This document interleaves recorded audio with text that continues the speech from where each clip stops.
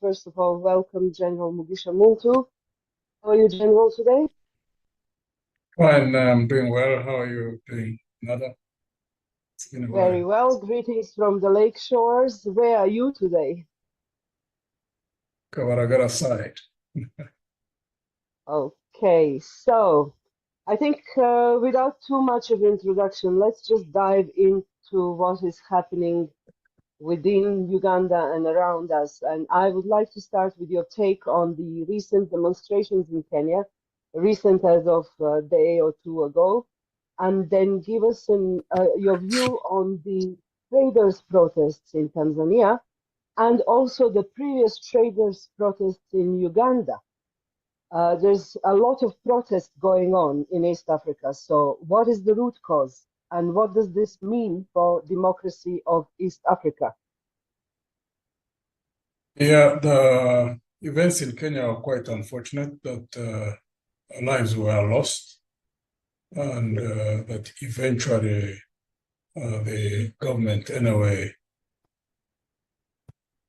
read it, that they read the situation well and pulled back rather than forcing intentions of government to sustain the bill. When the president decided not to sign that bill into law, it kind of diffused the situation. But unfortunately, people had already lost lives. So to that extent, it was unfortunate. But the extent that the youth in Nairobi decided to go on the streets. One, in Kenya, it's nothing new. In Kenya, civic actions have been quite successful in the past.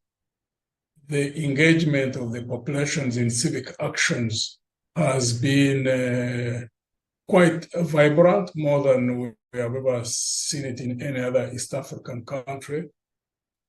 The levels of coordination in this regard in Kenya were quite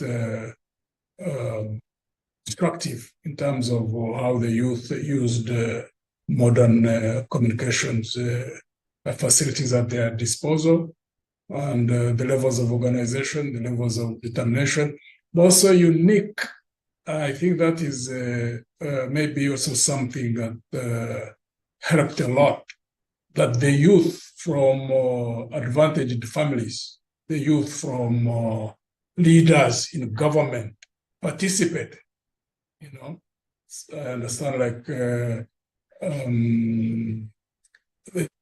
the son to one of I think the Inspector General Police, if I've picked it correct, and some of the youth from government leaders participated in that. So you can imagine what that meant to those who are in power. I would like to imagine, for example, here in Uganda, if we had sons and daughters of ministers and army generals and police officers, high police officers, I suspect the reaction towards the demonstrators will be quite different. So one hopes that now that the president and government decided not to sign the bill into law, that they would engage meaningfully, you know, with the youth and work out ways of how they'll be able to resolve whatever outstanding issues there are. That's in regard to what's been going on in Kenya. Unfortunately, Tanzania I've not closely followed, so I really can't say much about the Tanzanian case. Unless you, I don't have current information about what's been going on in Tanzania. Here in Uganda, of course, as usual, when the business people raised the issues about EFRIS, General Museveni called them into meetings. First meeting in Kololo, you could see boldness, unlike in the past where the business people stated their issues. And boldly, I must say, unlike what used to happen in the past, The unfortunate thing is that at a later point, whatever was decided for follow-up meetings, it looks like nothing much has come out of it. If General Museveni uses the tactics he normally uses, calls for a meeting and then miss whichever group would have raised complaints or that would be aggrieved, and then after that meeting, they start behind the scenes measure through intelligence operations, through spreading of fear and divisions, and then diffuses the situation. A number of times they have done that. I don't know what is going to happen this time around. If the business community remains bold and they continue pushing for the issues which were raised, the government at some point would have to back down, because once the revenue collections are hit, it hits the nerve center of this regime. So one hopes that the business community will remain organized and focused and continue persisting to push government until the government meaningfully engages in discussions on how to resolve these issues of taxes and all other grievances which the business community has.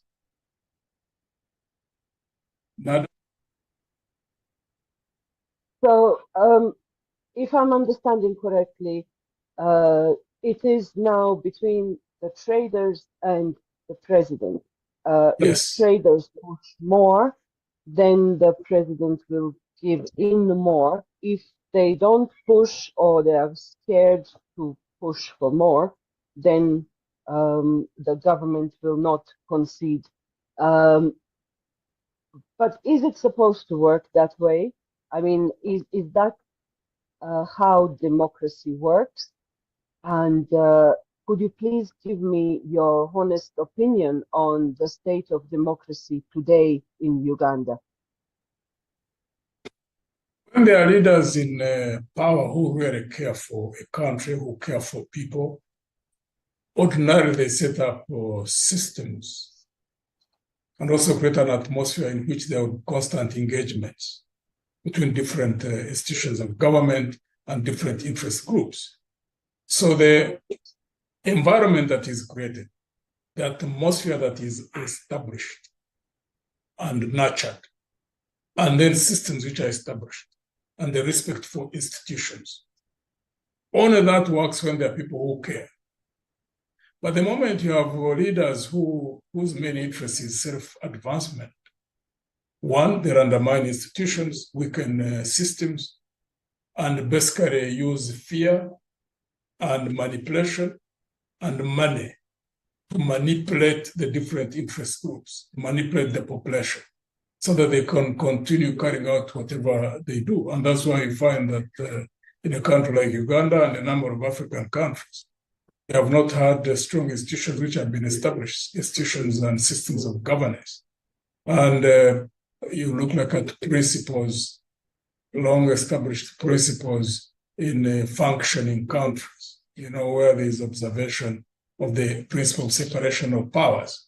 Where I find there's an executive, there's a legislature, and then there is the executive arm of government, independent, but at the same time collaborating in the best interest of the country.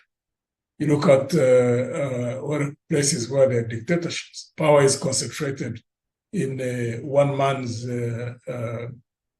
hands. And when it gets to issues of discussing issues of national interest, only what the dictator wants is what goes. So at the end of the day, it is dependent on the interest groups that are well organized to keep pushing until that kind of atmosphere is created, until systems which are weakened are reestablished and strengthened, and institutions also strengthened so that there is normalcy in terms of how governance is conducted. And that is a struggle here in Uganda. Because, in Uganda, what General Museveni says, one is someone who is a micromanager in terms of his management style, and therefore he wants to deal with literally everything. That's why I find that even ministries, ordinarily, which are supposed to be conducting day-to-day business, most of them are paralyzed. Because hardly do you find any minister who is able to do anything. They all wait for orders to come from the presidency. And it's abnormal, but it has been normalized.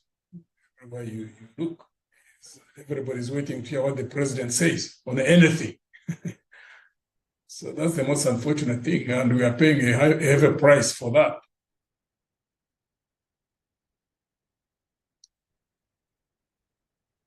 But so you are talking about paying a heavy price. I'd like to really hear your view on the latest corruption scandals that were revealed mainly through the activism on X. What's your view? What is the price we're actually paying through those corruption scandals? It is a demonstration of where we are at, one as a country, the depth, the levels at which corruption has eaten into the fabric of our society. And one would hope that it would help in reaching a consensus across the board, at least for people who care about the country, to reach a conclusion that there is nothing this regime can't do. It is basically one General 7 survives on corruption. I mean, he knows that as long as he lets all people who want to steal do so, as long as they don't rock the boat, as long as they don't challenge his desire to hang on to power to whatever extent he wants, that's the status quo. And it's been built deliberately, consciously by himself over a period of time. And now himself and the regime are trapped into it. The unfortunate thing, though, is that we're also trapped into it. Why? Because a significant number of people fearful to take a stand. Because the only way we can extricate ourselves from what we are trapped in is when a significant number of people, regardless of even what party they are in, there are many people in the movement, I believe, would want to see change, to corroborate, coordinate effort, those inside, those outside, and we take a stand and say, this is the end of this regime. Because this regime cannot turn around this, excuse me, this situation. Look, if you look at Parliament, for example, Parliament is the one supposed to check the executive.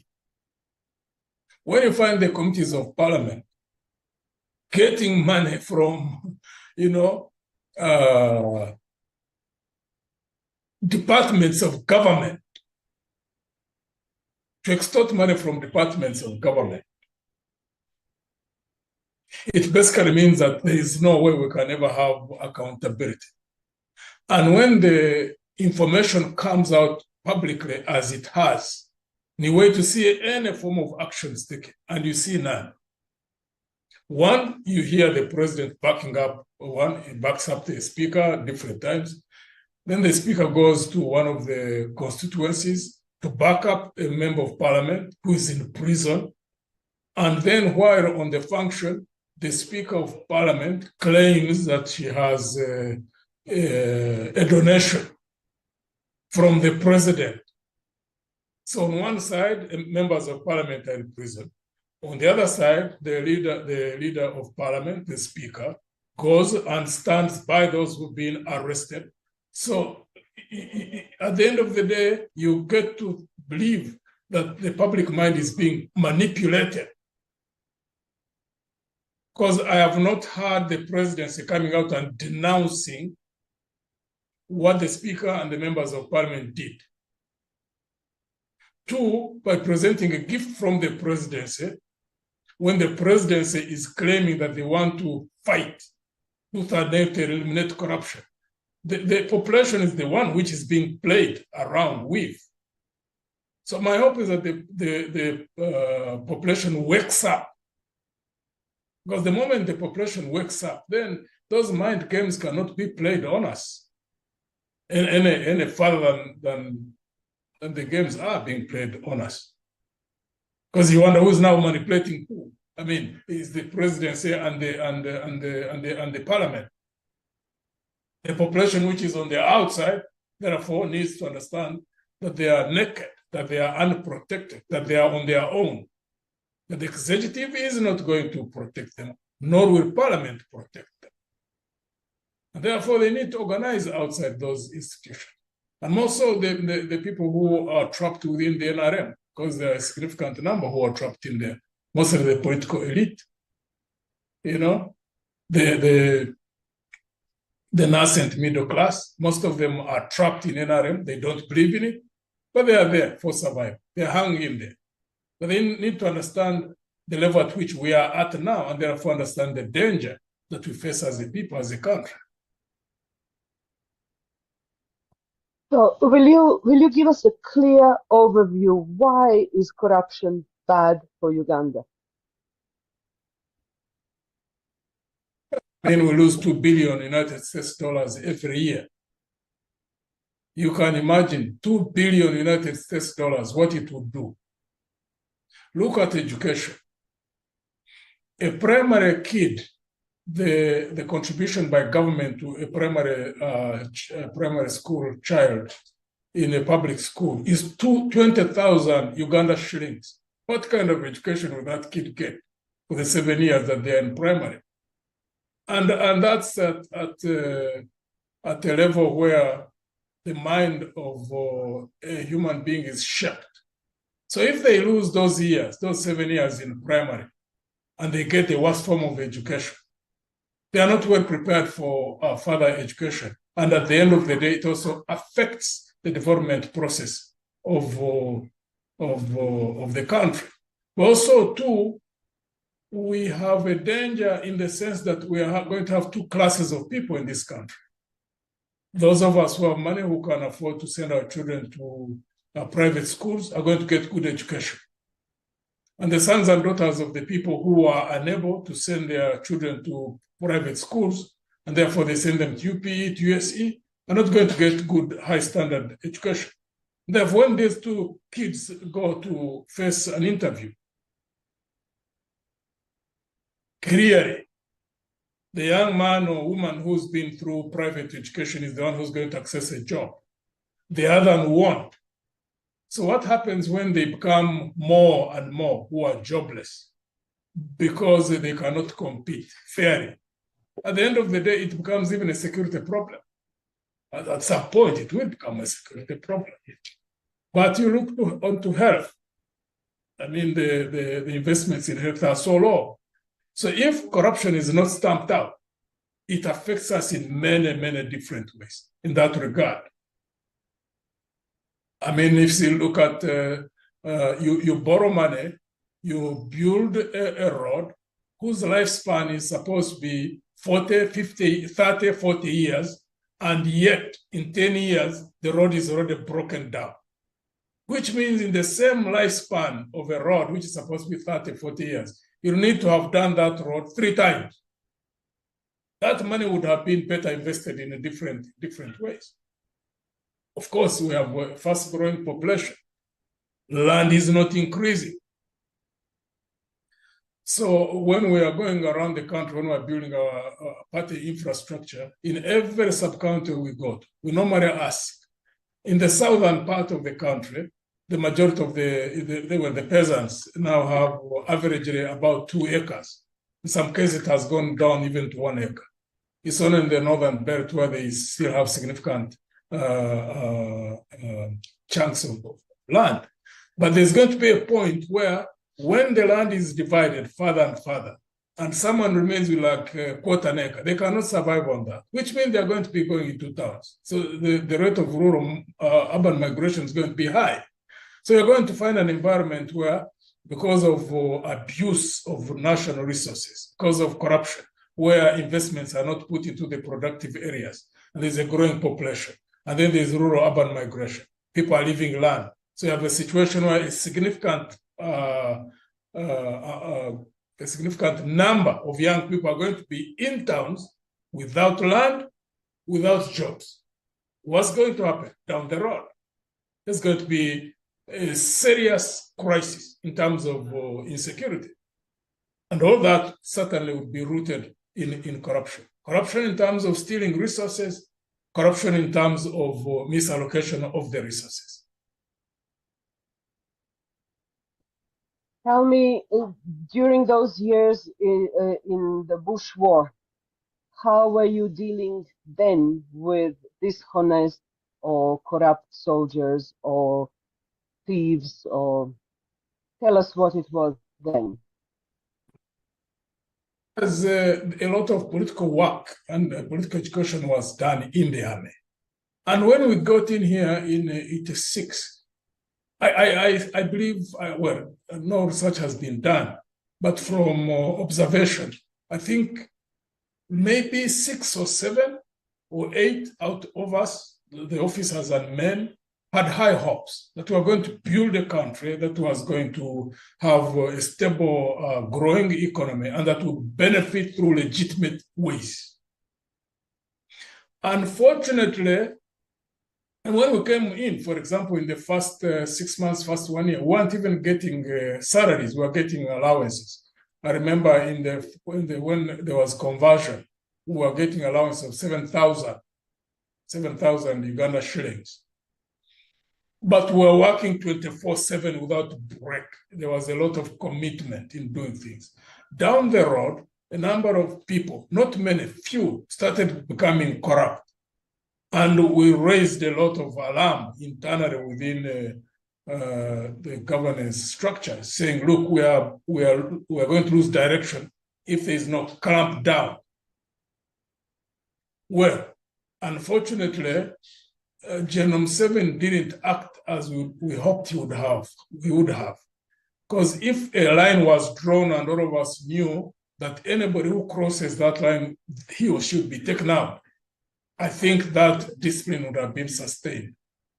Unfortunately, we lost that discipline.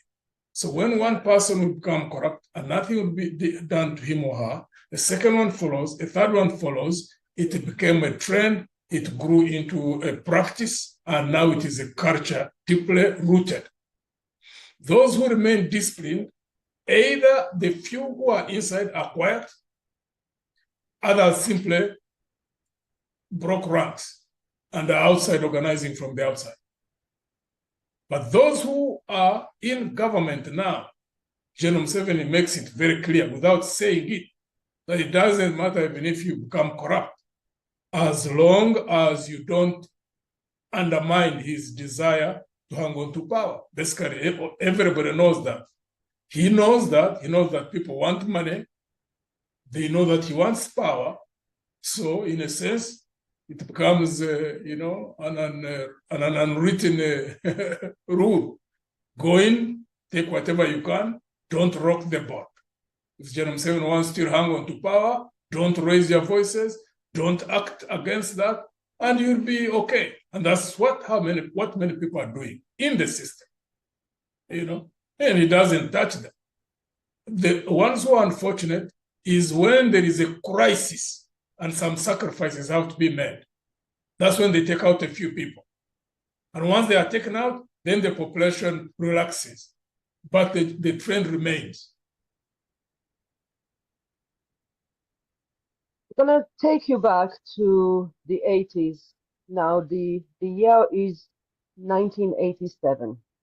And this question comes to you from X, formerly Twitter, from a gentleman called Banaga Kevin Robinson. I hope he's amongst us listening. And according to his bio, he's a Ugandan striving for a better country, simple and humble. And he says, ask you, General Muntu, about your involvement in the assassination of Dr. Andrew Kaira. Can you tell us, how were you involved? Well, I've had people raise that issue. At times you see it on social media. But my response has always been, anybody who wants to know the details of what happened. When the assassination of the late Dr. Kaira happened, the government spoke with the British government, and they sent a team of Scotland Yard detectives who did a comprehensive investigation and compiled a report, which report was handed over to government. Unfortunately, I've never even seen that report myself. But my hope is that people who want to know the contents of that report would better exert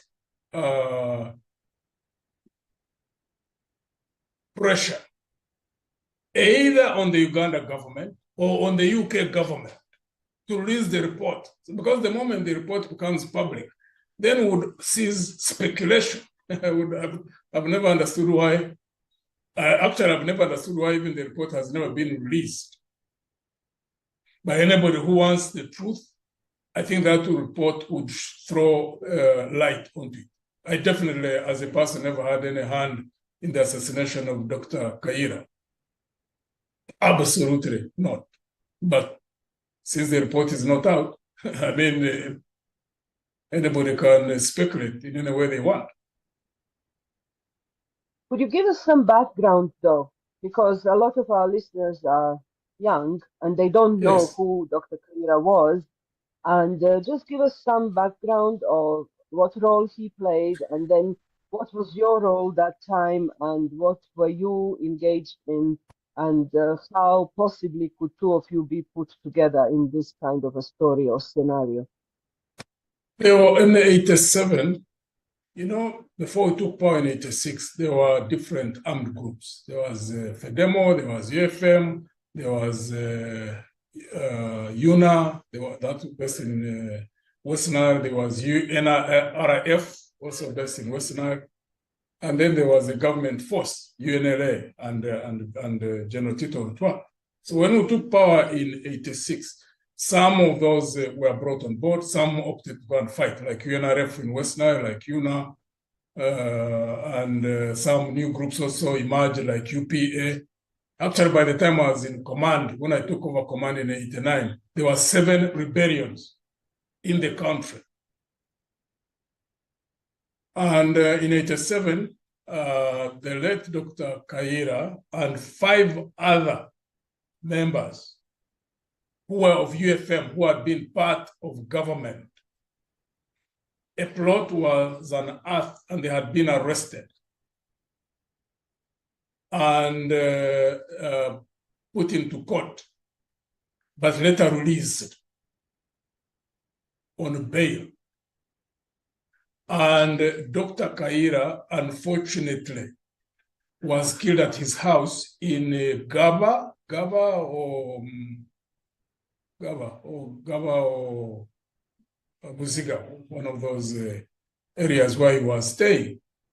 Actually, there's a journalist who was with him at that time, staying at his house. I think he was staying at Gombia, was either staying at Kaira's house, Kaira was staying at Gombia's house. It's a very long time, I don't exactly remember who was staying at whose house. Gombia is alive, actually, he's in London. I remember one time I had even an interview with him about a year ago. He's the only one who survived. The late Kaira died. And that's when the regime or government had contacts with the UK government to send investigators. My understanding was that the government wanted to be clear. And that's why they had the UK government bring in Scotland Yard, because once Scotland Yard does investigations, comes out with a report. If it had been made public, then it would have brought out a clear picture as to what happened. Unfortunately, the report never came out. So that's the current status. I suspect the coming in government is the one that will release that report. It will certainly help in allaying all manner of speculation that is out there in the public. Until then, I guess we can just continue wondering what happened.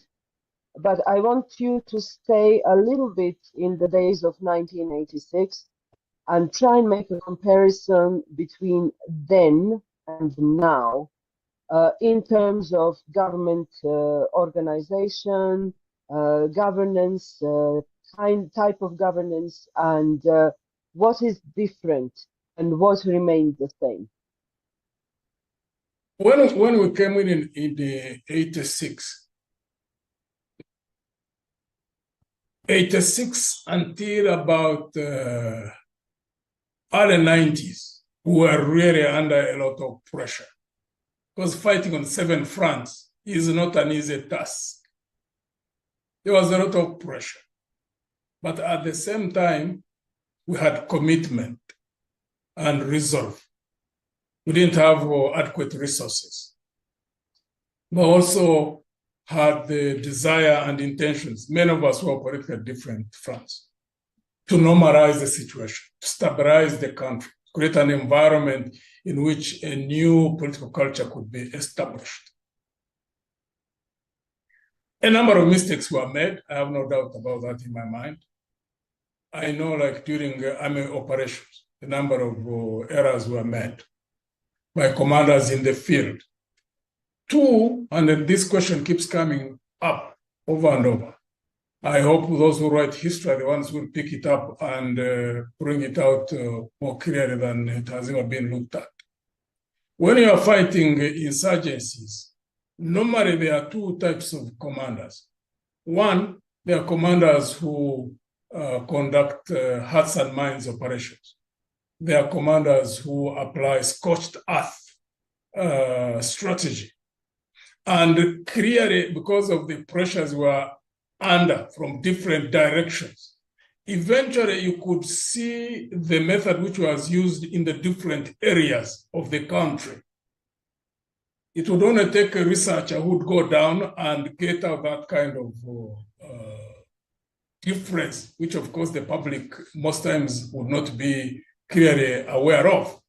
And that intensity of debate was there amidst the counterinsurgency operations that were conducting.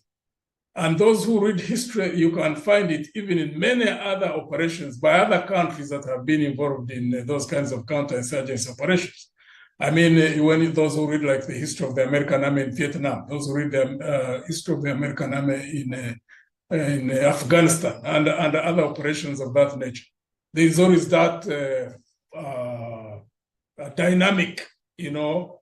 And in Uganda, those who get to know the details is when we get researchers who can go in and investigate it in depth and without emotion, without any political inclination, but people who just want to bring out facts, historical facts, or make certain observations which were lost amidst, you know, all nature of debate that I normally notice. But largely,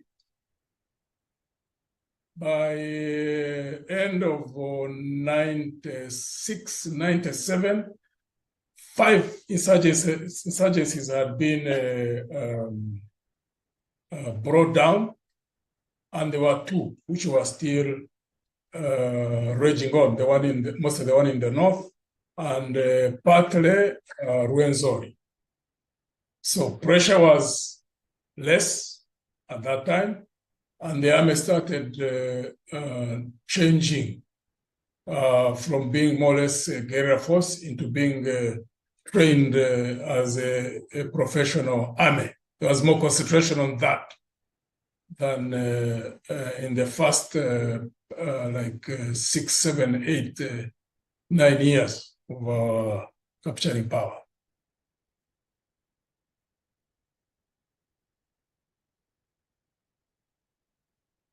Sorry, I'm trying to manage some questions that are coming up online and also get the microphone on and off because of the technology we are using. So, what is the promise? No, actually, hold on. There is a question on X from Comrade Didan, and he says, Dr. Kaira is one case. If General could help us and also expound on Major Eric Kinyamusitu's sudden death. Are you Kinyamisitu. familiar with that?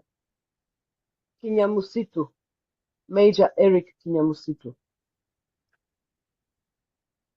I don't even recall that one. Major Eric. Yes. Yes, Aware of Major any Eric Major Kinyamusitu. Eric. Maybe mispronounced the name. Major Eric Kinyamusitu. I would need a little bit more detail. Which force, for That's example, all. did he belong to? Was he FM? No, Was this he is all I've FEDEMO? got. Was he? Oh, okay. This is all Maybe I've got. I'm sorry. if he's listening, possibly he would send a follow-up message to you, making more clarification. Yeah. Comrade Didan Kimasi Bakanyoro, please, if you're listening, do give us more clarification on your question. That would be most appreciated because we are keen on getting an answer to you. Okay, moving from the past, and obviously we are talking about But Kinyamisitu sounds a Chikonjo name. Okay. So I don't know whether that one would have been in the operations of Kasese Rwenzori. I don't know. If he gives extra detail, I would be able to possibly recall that specific incident. Okay, we need to move on. We'll wait for Didan. If he comes back with more details, I'll repeat the question with more information. So, what do you think are current specific challenges we face in Uganda today?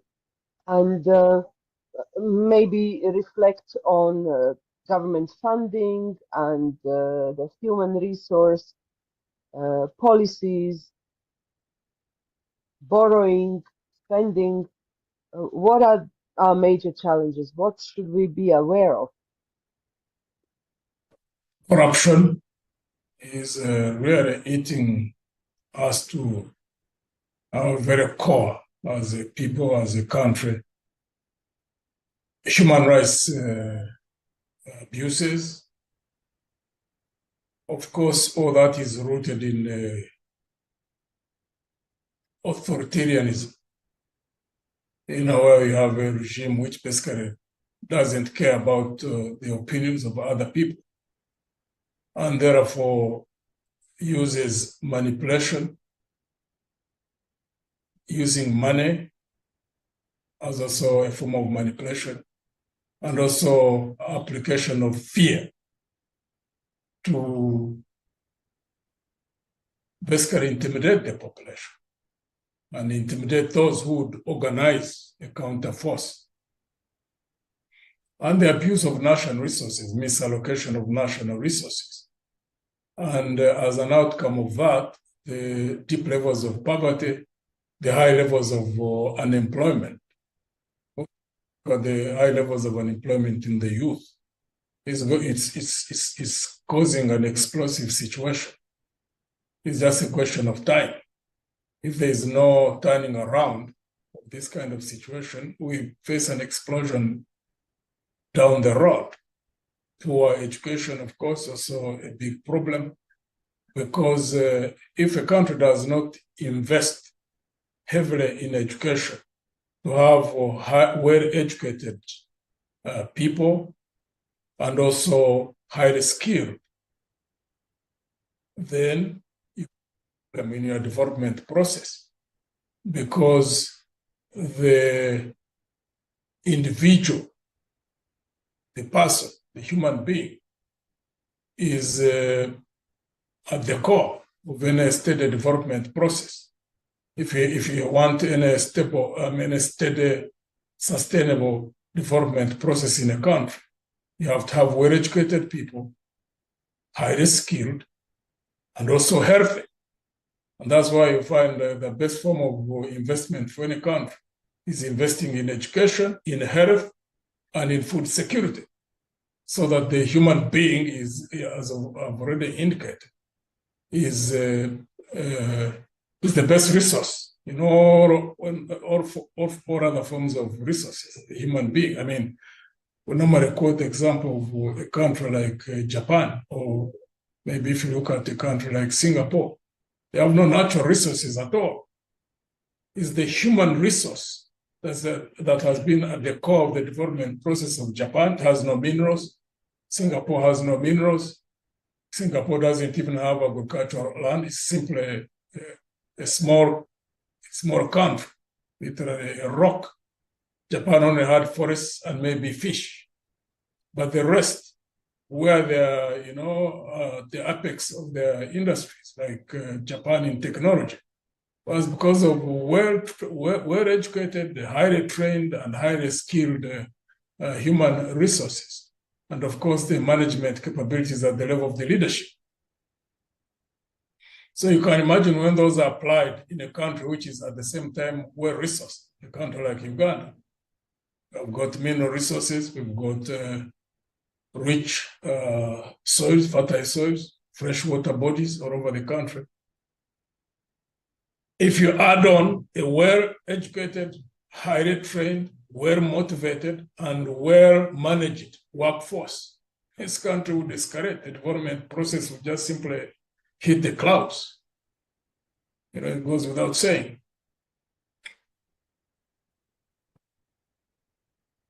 Okay, but do you connect that to ideology at all?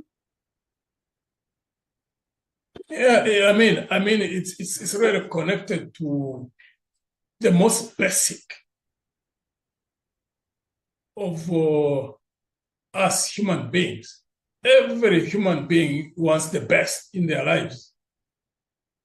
So if you boil it down to a level of leadership, if every human being knows that they want the best in their lives, anybody who has an opportunity to go into attain a level of leadership, I would like to believe would be motivated by the fact that, you know what, every human being would want access equal opportunities, would want to operate in an environment where there's fairness, where there is equity, where there is justice, where they can get jobs, where they can engage in entrepreneurship, in industry, and there is a conducive environment in which they would all be able to prosper. And therefore that would motivate those who are in leadership to create those basics, regardless of the differences at the policy level. Because when you reach levels of policy, then that's when you evolve into ideology. Whether you are left-wing, left of center, you are center, or right of center. But see, where you don't even have the basics, where it is taken for as a must or for granted that any leader would need to know that they need to deploy resources. If you have $1 million to deploy, that you are going to deploy $1 million. As the method you use, as to which area you prioritize, that would now be an issue of debate. But if you have 1 million at your disposal, and you are investing only 100,000, well, that's not. I don't know whether one would even say that that's an issue of ideology. That's an issue of whether one is a criminal or an honest man or woman. That's what makes the difference. Thank you for that, General. There is a request from Enoch Knox. He would like to ask you a question. So, admin, could you please enable Enoch's?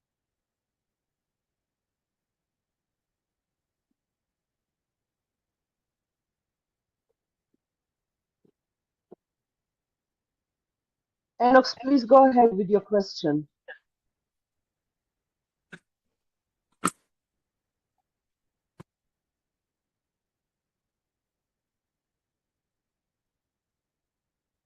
I can't hear him though.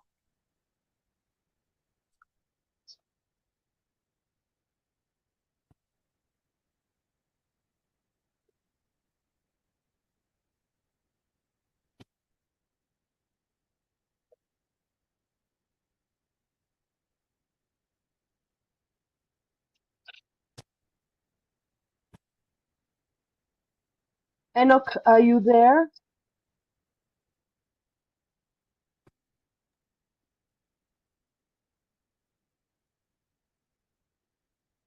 Hangu's Aire is active. Okay, I suggest we'll try Enoch again a little bit later. We carry on with our discussion here. So again, how is Alliance for National Transformation going to handle all these issues we discussed? What will you do better? Organizing, that's why we spend a lot of time in organizing the party as a vehicle of governance. That's why it's so critical that any group which takes power after Denham 7 must have attracted and concentrated honest men and women in leadership, because that's where the solution lies. Unfortunately, that's not even a question which is, heavily debated or discussed in our society.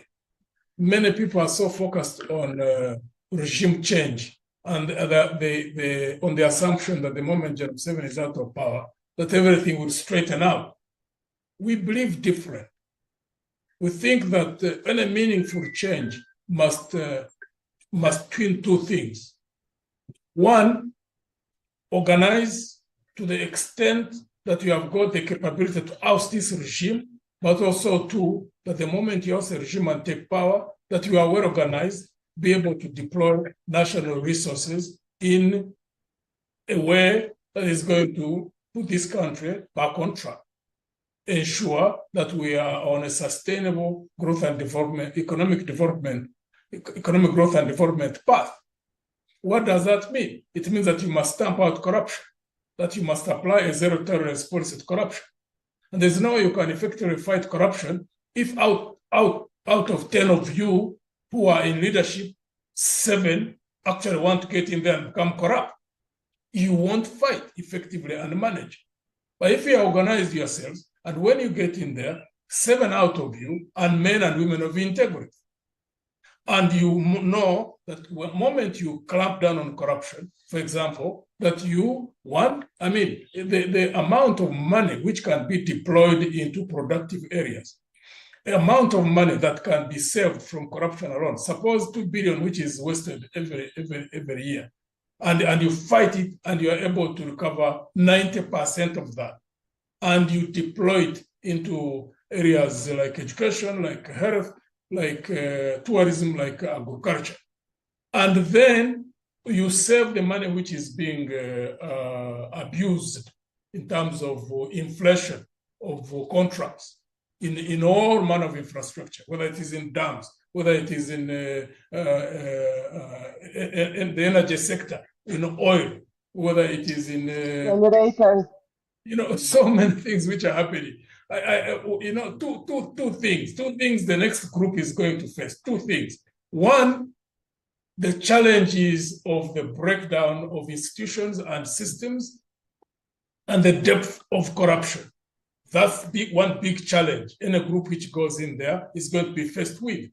But on the other side, if it is a discipline-focused group, the opportunity that there are many areas where savings can be made, where savings can be made in areas of wastage, where savings can be made when you stamp out corruption, where savings can be made in the cases of misallocation of resources. And then it is pumped in rebuilding the foundation of the economy.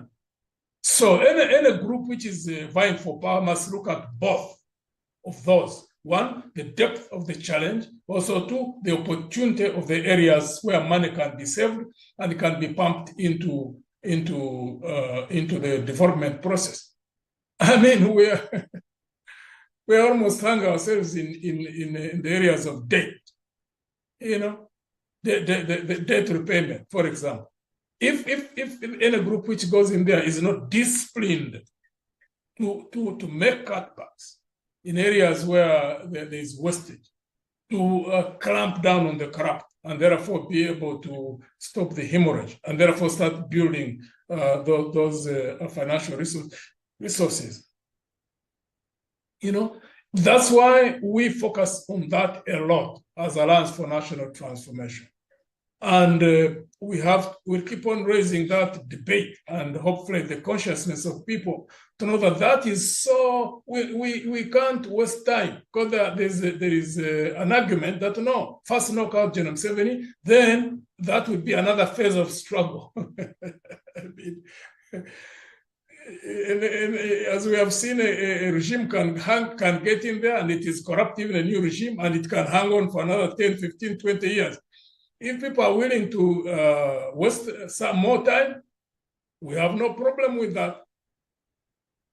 Because basically we are not going to be able to arrest people and force feed them with knowledge and understanding. There is a general saying that goes that people get the government they deserve. Yes, so, I used to hear of that. I used to be very skeptical about it. After I thought the person who coined that saying must have been, skeptic. But I believe it now. I turned around. I became very society against the converted. So now let's go to ANT. What challenges are you facing as a team during grassroots mobilization? And how can Ugandans who identify with you engage with ANT party? There's no part of the country where we have been and we don't find the people ready for change. But the biggest challenge is fear and loss of hope. They look at this situation and in their own estimation, they think it is impossible. It can't change. and of course, that has been deliberately created, nurtured, and really propagated by General Museveni's methods, because he knows what the human mind means. And he is very good at psychological warfare. He has broken down the people to the extent that they think that, nothing possible can be done to remove General Museveni. And that's why he has already wanted the people to be, because he knows once people give up, then you don't have to have a big police force to police them. They police themselves. So it's deliberate. It's conscious on his part. Now, the failure is on the countermeasures that need to be taken. And countermeasures, the only way you can lift people from that kind of state of mind is through talking, through discussion, and propagating a message that, you know what, there's nothing that is impossible. That once people want change that is in their favor, that is going to create a better situation for their future, that the only thing they need to do is get organized and focus on the areas where they want to create change, and eventually they succeed. And then you give all examples, which are so many all around us. But however, that needs to be done at different levels. Everybody who wants change needs to exercise and do that within their spheres of influence. The one who has got a sphere of influence of 10 people, to influence them. The one who is 20, he or she does that. And not only leaving it to us who are in politics, for people to do it in the churches, in the mosques, and those who are in the cultural institutions, those who are in the civil society sector, so that it is widespread. And once it creates momentum and galvanizes more and more people, that's how changes happen. That's when you reach a tipping point. That happens, For you to boil water to reach a point where it starts evaporating at 100 degrees Celsius, 1, you must light the fire. 2, you must sustain the fire until the water reaches 100 degrees Celsius if you want steam. If you want steam, and you don't even bother to light the fire, and if you have lit the fire, you don't sustain the fire within the fireplace so that the water boils at 100 degrees Celsius, how on earth are you going to get steam? It's the same thing if you're going to reach a tipping point where society changes. You must concentrate on influencing their minds. You must concentrate on creating new perceptions. We must, focus on ensuring that they are motivated about having a better future and to see what the impediment currently is, and therefore focus on eliminating that impediment so that they can get that better future, rather than to sit back and hope that something good is going to happen.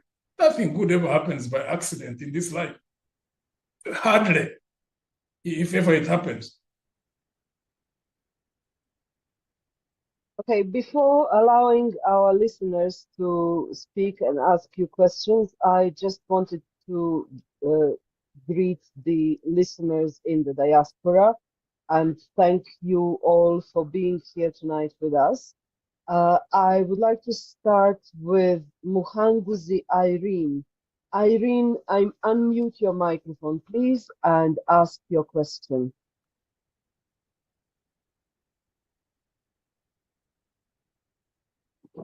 Irene Muhanguzi, could you go ahead first, please?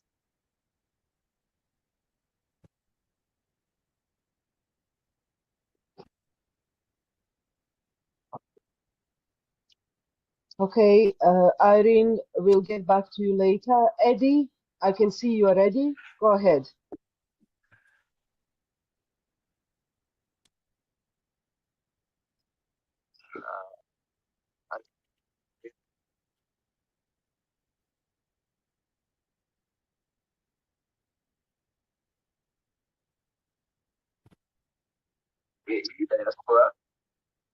That's Dubai.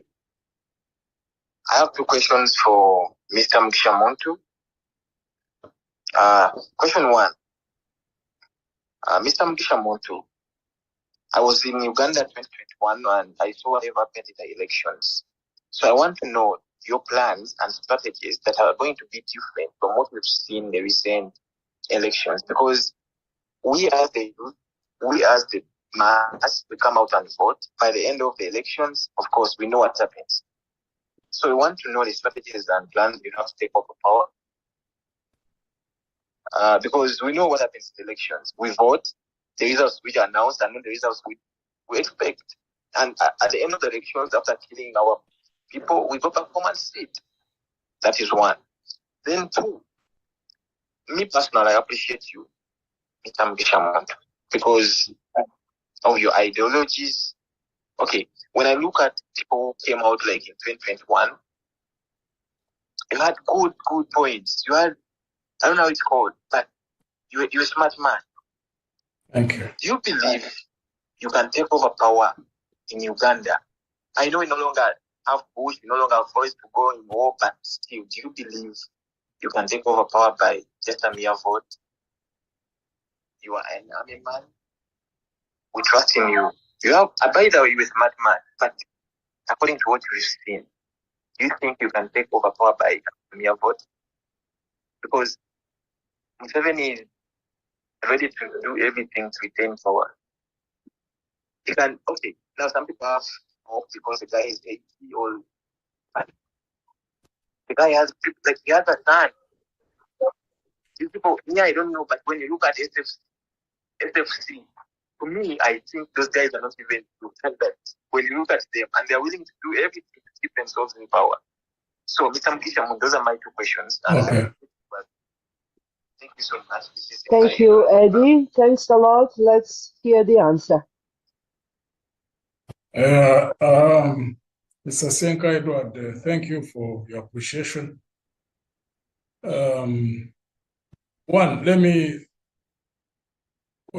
Elections were manipulated in 2021, even before 2016, 2011, 2001. And the question you have asked, do I believe that we can take power through a vote? I'll basically maybe briefly tell you about how my mindset, how I operate, in all life's endeavors. One, I operate from a mindset that nothing is impossible. And that if you put your mind onto something, you'll achieve it as long as you are focused and disciplined and you sustain effort. So in regard to that, I don't just look at a year, like now we are heading towards 2026. So why we do what we do in Alliance for National Transformation? One, we're not building Alliance for National Transformation for one phase of an electoral process. We are building Alliance for National Transformation to be a party which would be around even when we are no longer on this planet. 100 years, 200 years, 300 years. We have seen parties which have been in existence for that long. If parties can be built that last that long, I don't see the reason why in Uganda we can't have parties which outlast the founders, the founding leaders, or the founding members.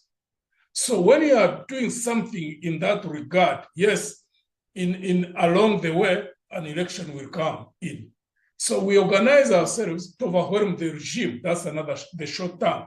What I told you earlier is long term, but it also informs on how you operate in the short term. Now, short term, when we go down and build our grassroots leadership infrastructure at the village, at the parish, at the sub-county, at the district, one is to ensure that we get candidates at all levels, but also have good leaders and also influence communities. Because when you have those two things, and then the third factor, an area changes from being an NRM support base to being an opposition support base. The three combined, you can overwhelm this regime. And we know examples. I mean, look at what happened in Uganda. No. When the population in Uganda changed and said they wanted to remove the regime, they changed. And if NUP had adequate time to build itself at the grassroots level, it could easily have taken the vote of the presidency, taken the parliamentary, but three, which is very critical in my own estimation, the local governments as well. LC5s, LC3s, councillors. Because to me, that's where victory comes from. Doesn't come from parliament, comes from down. Once you are able to take 60, 70, 80% of the of the grassroots, like when we were in FDC, what happened in Kasese? What happened in a number of other areas like West Nile, in Achori, in fully at local government, we didn't. We took also members of parliament, but in Kasese was the best example, where literally the whole district was taken over by an opposition party. So out of 147 districts, if 80, 90 are won in that manner by the opposition parties, combined effort, they can overwhelm this regime. I believe that myself. Now, many people confuse that with the regime getting out of power. That's a different question.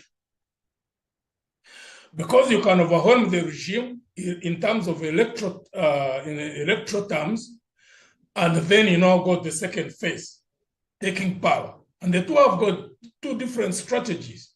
So when you are planning, you have to plan on how to win, two, on how to take power. The two are separate. And there are things you have to prepare for to be able to take power as well. And I don't think we have enough time. I would have gone into those as well. Because that also includes there are a number of things you have to do. You have to do both. Winning alone is not enough. You have also to plan on how to take power. Because you can win and the regime, as they do often, rig, or even when you overwhelm them in terms of electoral votes, and they have no way of manipulating the vote, and at times that even happens. And if you plan well for that, that can happen. Now the question would be taking power. That's also a challenge. You must work, day and night to organize even for that to happen. So I believe that.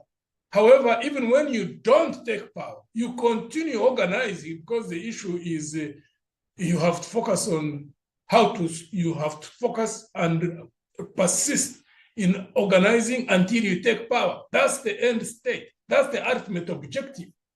So whatever happens in between, let it not discourage you to say, oh, what is going to happen? No, you keep fighting until you take power. I mean, it's like those who are in the army. You keep fighting, even when people die, others get wounded, You keep fighting until you achieve the main objective. I'd like to give the opportunity to George Otieno to speak. George, please go ahead.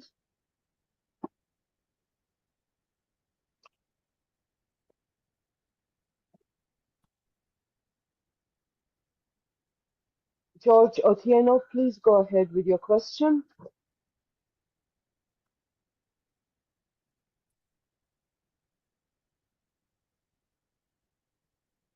Okay, then, Missy, you were ready. Could you please go ahead and ask your question? Thank you, madam. I'm very glad to be part of this space. I am in the district, and whenever I get a chance to listen to some mission or two, I always see it as a great opportunity. And whenever I listen to him, there is this sound that comes to my ear, the sound of time, as always emphasized, the greatest equalizer. And on top of that, he is always telling us, like, what is grace? Those words always sound mighty whenever I get just to listen to him. But what I want to ask Sir Mugisha Muntu is that, sir, with your knowledge and your background as the Anameman, and with the influence I know you have basing on your position, I can be convinced that you may be aware of what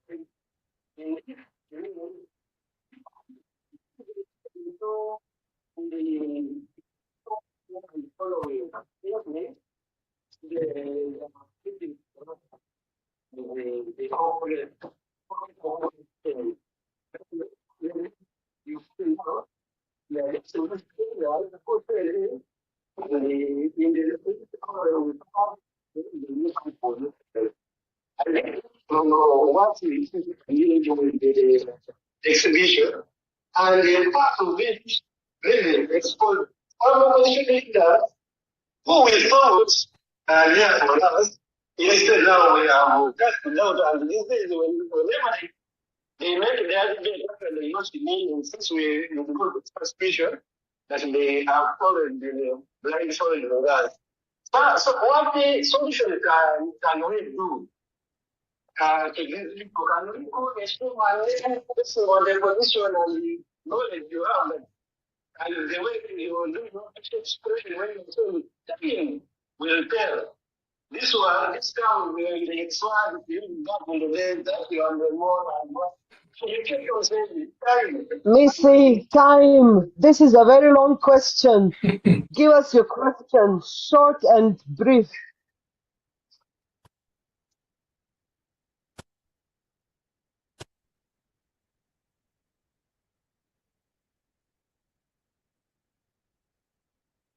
Thank you so much. Before I respond to that question, let me also raise another, in response to Mr. Senka Edward, because he was saying, should we really have hope that this regime can remove through a vote?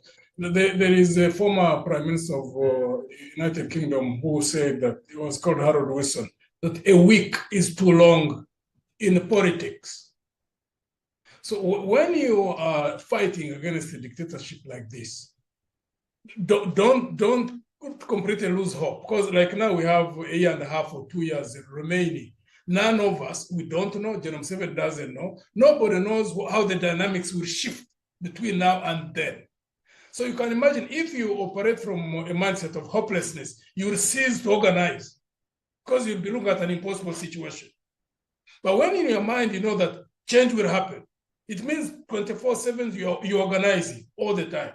And as they say, success comes to those who are ready when opportunity strikes. Because when an opportunity comes and you are not ready, the opportunity will pass. So in life, we, at least those of us who are in the Alliance for National Transformation, our thinking is that keep organizing. Don't look at the impediments that is 2 years away. Believe that by the time you get 2026, you'll be so sufficiently organized to overwhelm the regime. But at the same time, be ready in case dynamics shift largely in your favor. So we have to keep organizing in short. Let not what has happened in the past become an impediment in the way we think and therefore the way we organize. And this question about people who are masqueraders, yes, fortunate time exposes each and every human being in whatever endeavor we are. You can hide for a while, but eventually time exposes all of us, for what we are, for who we are. But at the same time, don't be disappointed when an individual falls. Never organize around one human being. That's why in ANT we believe in teams. Build a team. So that even when one individual slides and falls, the rest of the team keeps moving. It's like in the army. In the army, automatically when a commander is shot and is either dead or wounded, they lift him from the whatever command post and take him. And the second command gets in command, and the army keeps fighting. The unit keeps fighting. So in the army, the training is that you must keep fighting, whether even your colleague is shot on your side. You have an organization where the wounded are lifted from the battlefield. The others keep advancing. So the error we have in our political organizing is that we look at one individual. When one individual collapses for whatever reason, everybody else collapses. I mean, look, we are 45 million people. We cannot hang our future, our destiny on any one human being in any one organization. Therefore, in organizations, we must learn to build around teams. That's what we do.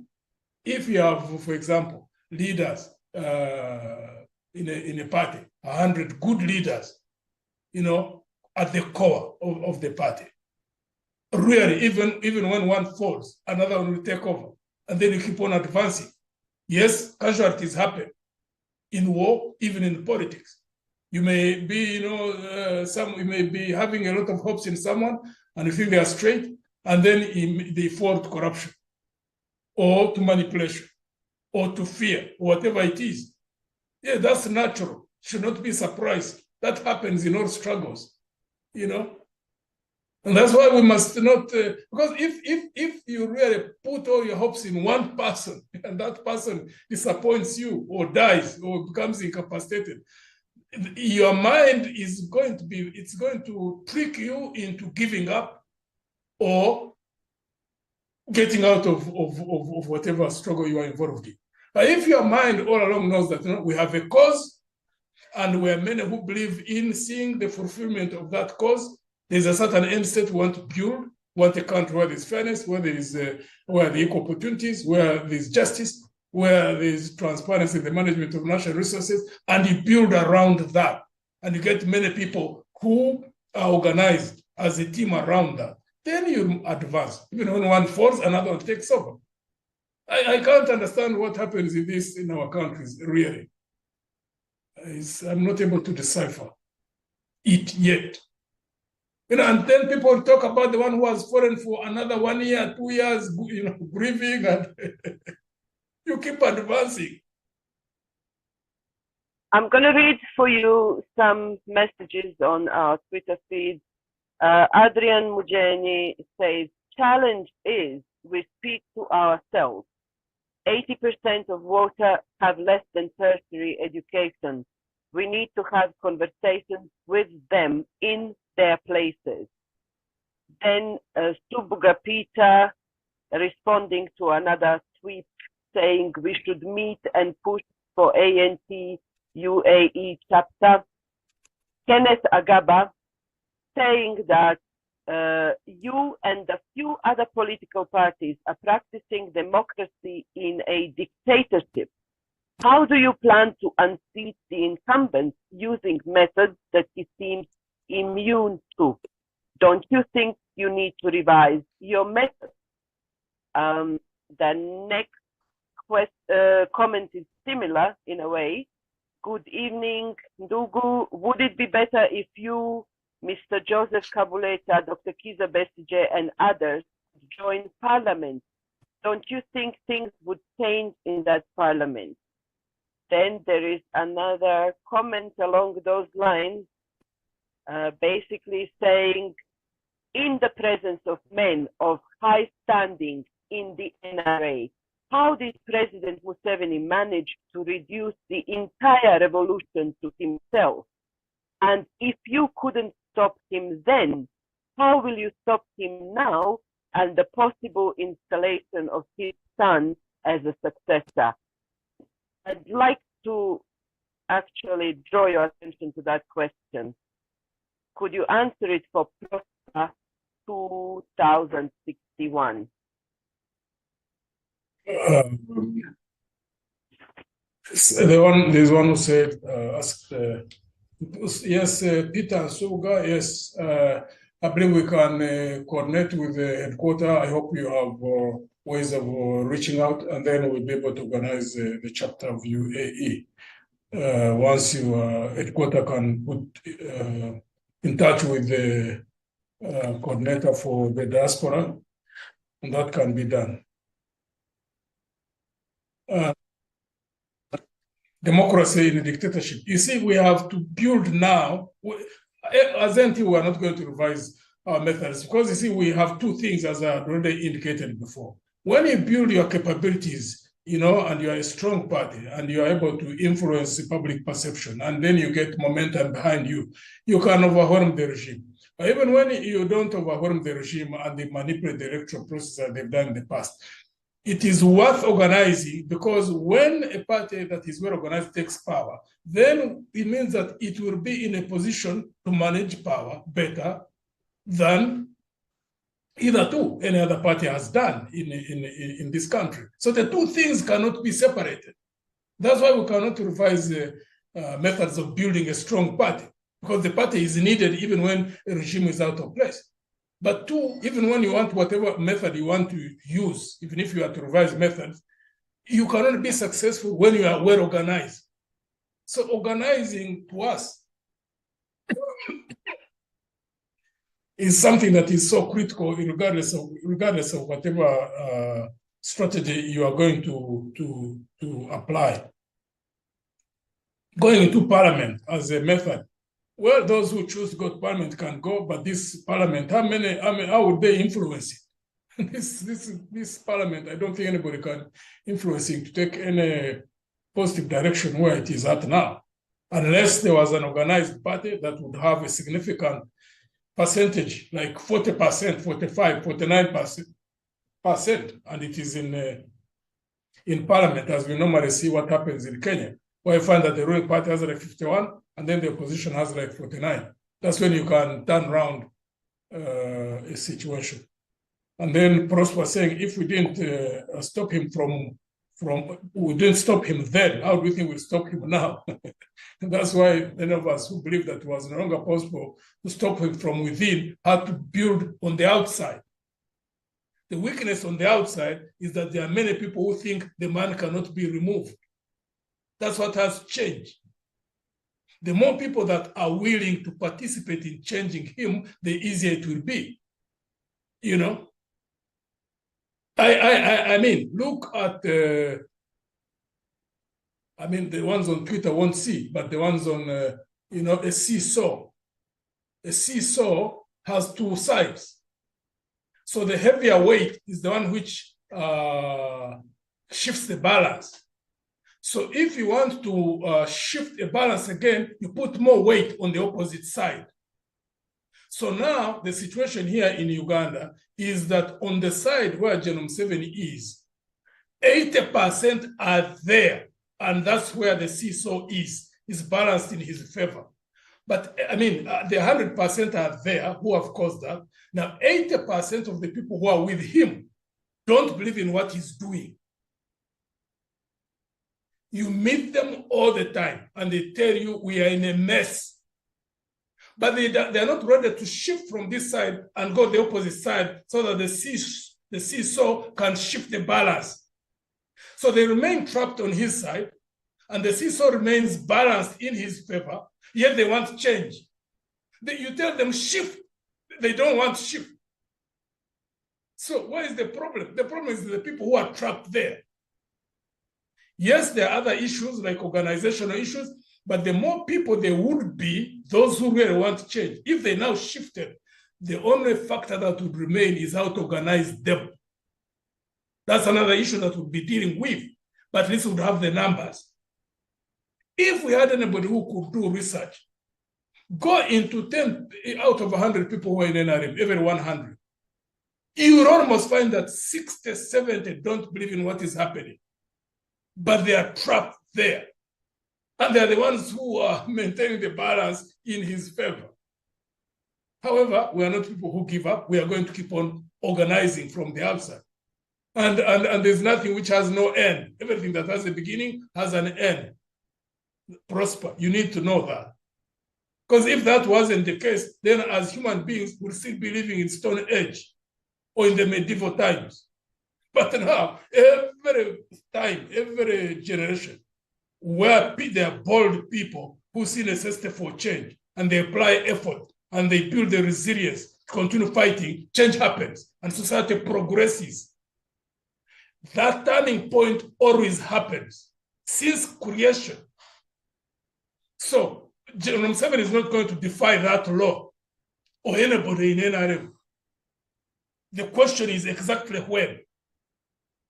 And we are not bothered by the when. We keep organizing because that when can come tomorrow, or 1 week, or 1 month, or 1 year. The most critical thing is when the shift happens, are you ready to manage power differently? That's the most critical thing.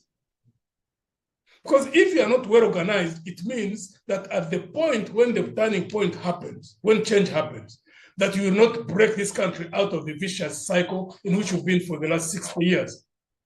You will waste another 10 or 15 years. We are not people who think and act that way. We will do everything humanly possible as Alliance for National Transformation. And at the point when change happens, that's when possibly people will look back and understand what we are talking about. And I believe it will happen down the road. Before we end, because we are also running out of time, I want to ask one question on behalf of Friday James. He says, and it's Friday today, so I want to close with his question. General, what is that one thing that Ugandans can do to change the situation at hand?